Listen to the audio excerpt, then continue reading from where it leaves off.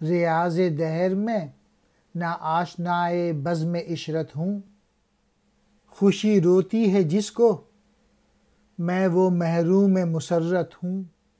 میری بگڑی ہوئی تقدیر کو روتی ہے گویائی، میں حرف زیر لب شرمندہ گوش سماعت ہوں۔ علامہ اقبال کہتے ہیں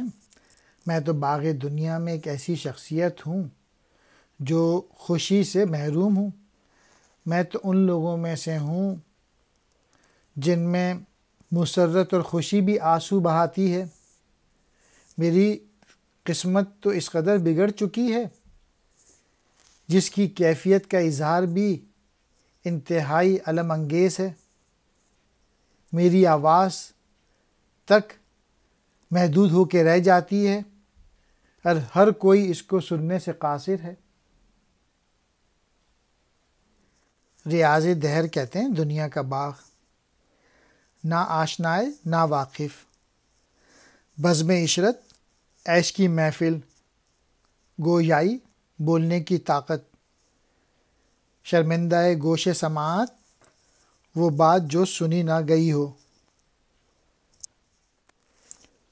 مشت خاک مٹھی بھر خاک۔